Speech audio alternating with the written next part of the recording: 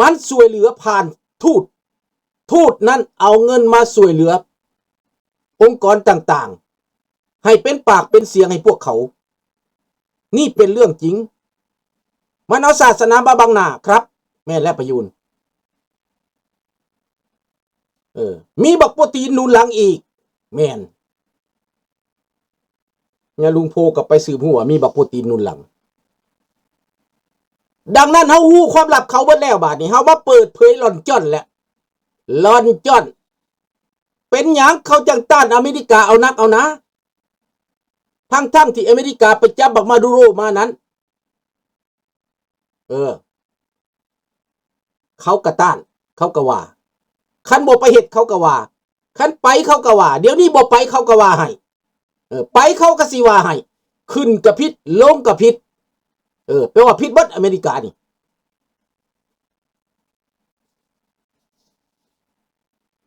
ดังนั้นสบายดีอามิโกโดนัลด์ทรัมป์ก็ต้องรอขันข้าพเจ้าเป็นโดนัลด์ทรัมป์นี่จะรออีกจัก2 วัน3 วันเอาจนว่าเขาห้องให้เอาจนว่าเขายอมรับความจริงสบายดีอามิโกสบายดีเจเดมเนาะบาทนี้โดนัลด์ทรัมป์ตัดสินใจแล้วให้รอวันสิ้นสลายโลดข้าพเจ้าว่าครั้งนี้เป็นครั้งประวัติศาสตร์ที่รัฐบาลโมลานี่รัฐบาลนั้นพวกเขาห้องว่าพวกศาสนาหัวหุ่นแหงนี่นะพวกโมลานี่นะ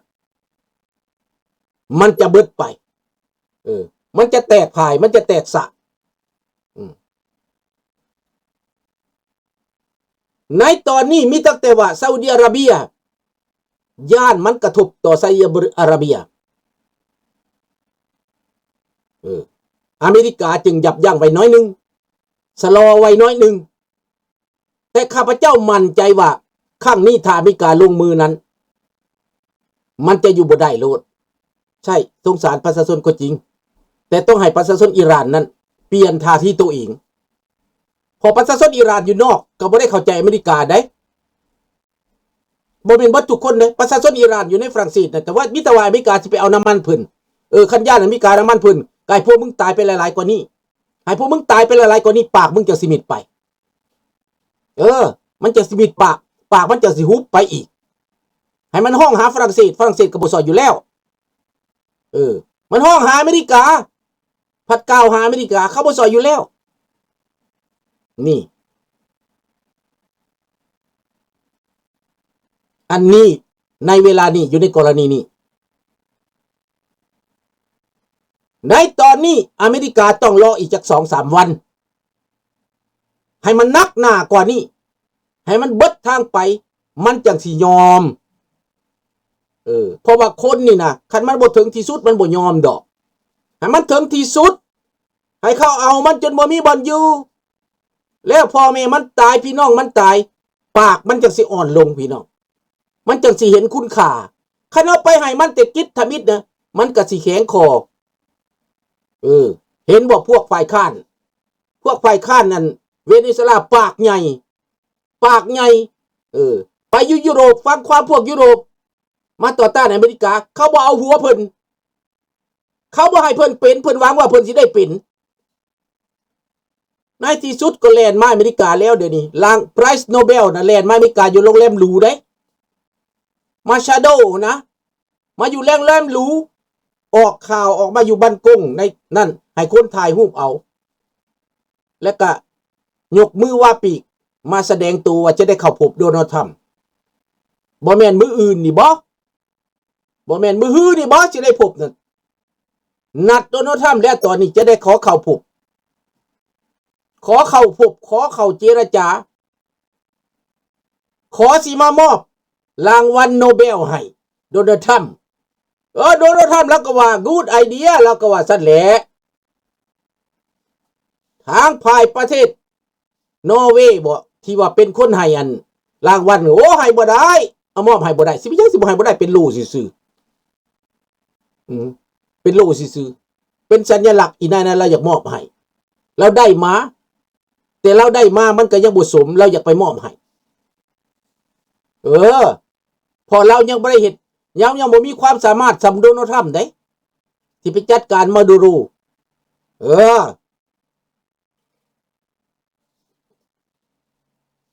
แล้วจะเห็นไอ้คนเวเนซุเอลานั้นได้ออกจากคุกได้ปล่อยออกมาจากคุกล่วงหลายภัยมากรองประธานาธิบดีแทนบักมาดูโรที่ขึ้นมาแทนนี้ต้องเจรจาปล่อยนักโทษการเมืองสมมุติลุงสุนทราเมืองลาวนักโทษการเมืองนี่ลุงปล่อยหมดทั้งเพิ่นทั้งตัวลุงสิปล่อยหมดพวกยาเสพติดก็สิเอาออกมาปัวสิเอาตั้งแต่พอฆ่ายาเสพติดนั้นไปขังนี่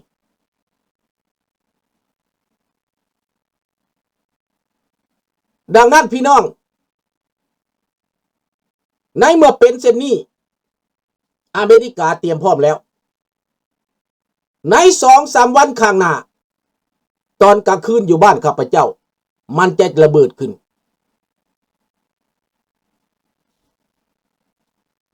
แก้วควบคุมเขาก็ฮู้จักเบิดแลลูกเอ๋ย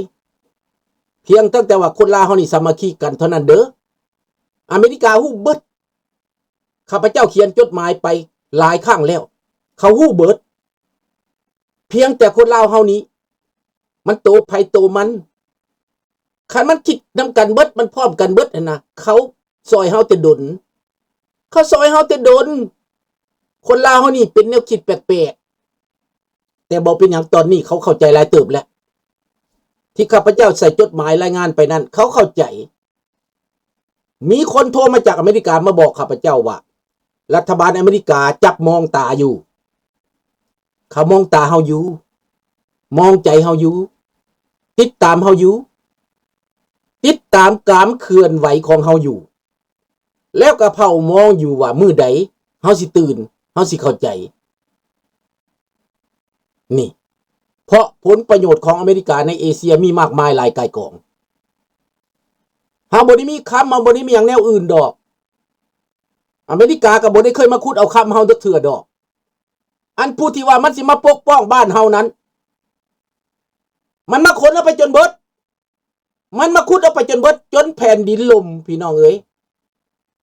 บักจีนที่คนบ่เว้าให้มันนั้นไปบ่อนใดมันเฮ็ดหมีกินผึ่งพี่น้อง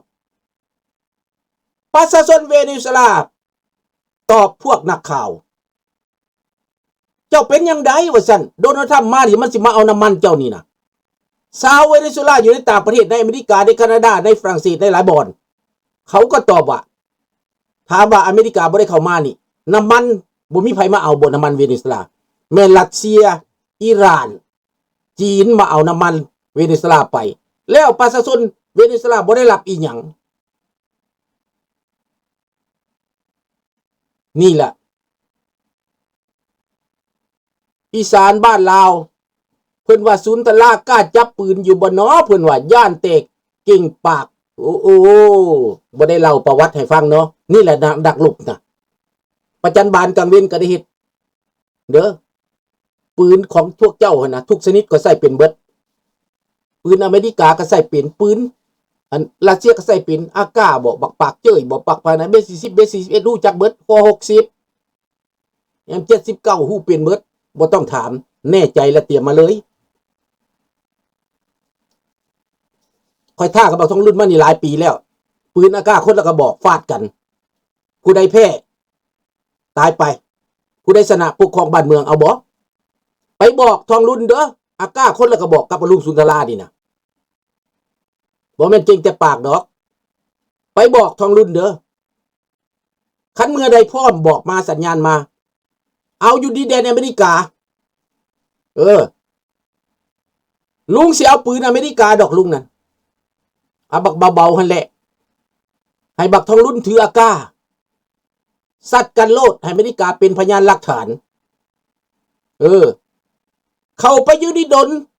ให้อ้อมหัวไว้1 ลักกิโลเมตรปล่อยไว้หันปล่อยเข้ากลางคืนให้ซอกหากันภายใน1 อาทิตย์ให้จัดการกันให้ได้เอาบ่เอาแบบนั้นก็ได้เอาแบบนั้นน่ะปล่อยคนละสุด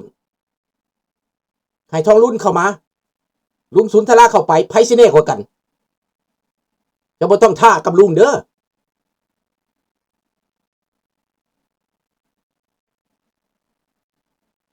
นี่ดังนั้นคันบักทองรุ่นแน่ก็บอกมาประกาศมาเลยลุงสุนทราจะปิดสถานีเลยบ่เว้าเลยคันแพ้บักทองรุ่นน่ะนะบาดเจ็บก็ขอให้ขาตายทิ่มเลยให้ฆ่าเลยคันบาดเจ็บมันน่ะบ่ต้องเอาไว้นี่เอาแม่กล้าบ่ล่ะคันว่าสิว่าเก่งนะดังนั้นที่ว่าเก่งลุงนี่กล้าเสียสละเพื่อบ้านเมืองนี่นะ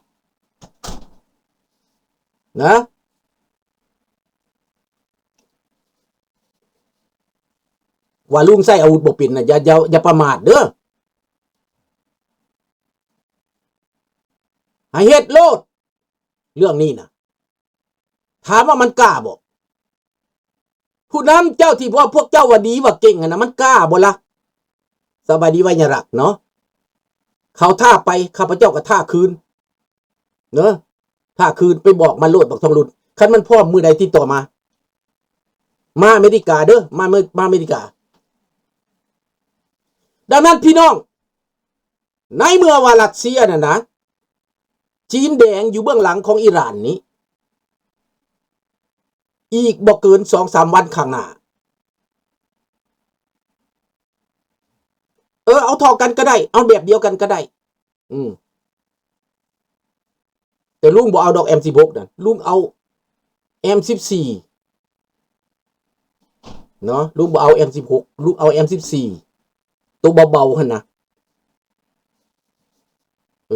เอาเต็มมาตาซึกลูกปืนนั่นเด้อว่าลุงขี้ย่านว่าสั่นคันว่าลุงขี้ย่านก็ลองเบิ่งเลยว่าลุงบ่กล้าจับปืนนั่นนะเก่งแต่พวกเจ้าน่ะจัดมาเลยแม่นบ่จอนให้พวกเขาจัดมาเลยเอากรรมการสากลเอาฝรั่งเอาแคนาดามาเบิดทุกประเทศมาเป็นพยานหลักฐานนั่นน่ะให้เป็นกีฬาซะก็ได้เอาเป็นกีฬาดังนั้นพี่น้องอเมริกาเตรียมแล้ว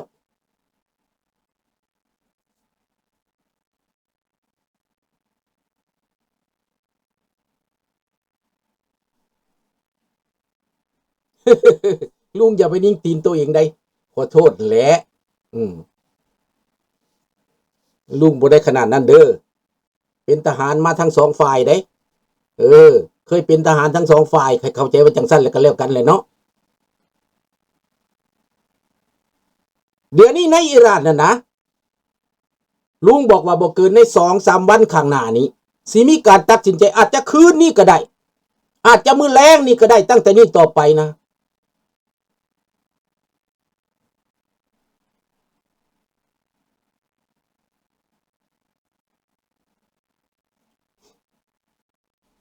ให้คืนเอา